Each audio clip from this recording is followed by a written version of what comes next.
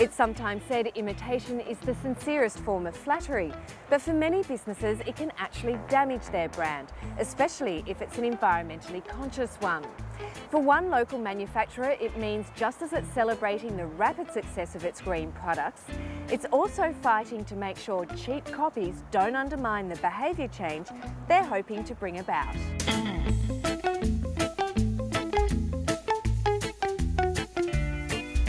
Disposable cups do not decompose easily, and in arid regions like Australia they can take up to 50 years or more to decompose. It's a convenience that we can well do without, just with a simple modification to our behaviour.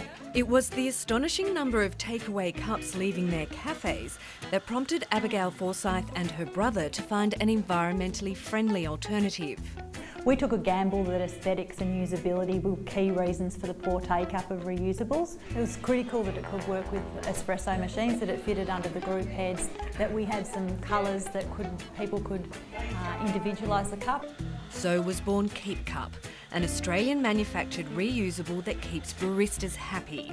And it's also resonated with the latte sippers, with 800,000 sold in 2 years. Before we even had a product, we were going around approaching corporates to sell them as part of their sustainability programs. Roasters like Campos Coffee, Merlot, Toby's Estate, Genovese all bought cups branded with their brand identity, which really pushed the Keep Cups out into the individual cafe market. Now, as we mature, there's a lot of sales coming from straight retail. Abigail Forsyth is now turning her attention to some very different coffee cultures overseas. The UK is a slightly different market.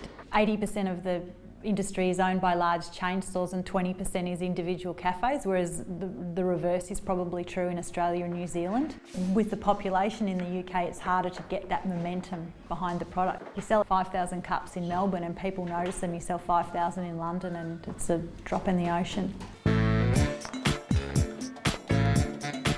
KeepCup has gained a small foothold in the States, where espresso coffee is increasing in popularity. The initial sales have been 40% of the small size, which I'm hoping is an indication that there is a market segment that's going to really respond well to the KeepCup as a point of difference from your thermos and your travel mug. But with the success have come imitators, without necessarily the same sustainability ethos. The copies are of lesser quality, they're not as well designed, which compromises the reuse factor in our view. The mandate of KeepCup is to stop people using disposable cups, so we need to make sure it doesn't just be a fad. And I guess the danger for us there is that if these cups start gathering dust in cupboards or being used to hold pens, then we lose momentum behind the great sort of behaviour change that we've kick-started. KeepCup hasn't hesitated to take action on a number of breaches. We had a large retailer using a ceramic cup with a silicone lid, nothing like our product, and they were calling it a KeepCup. I'm not litigious by nature by any stretch of the mark, but I think just it makes sense to protect yourself.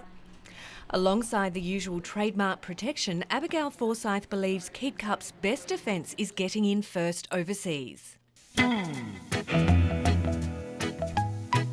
There is a bit of a sense of urgency because we really want to put our stamp down globally as a great brand that has sort of kick-started a behaviour change and is genuinely all about sustainability.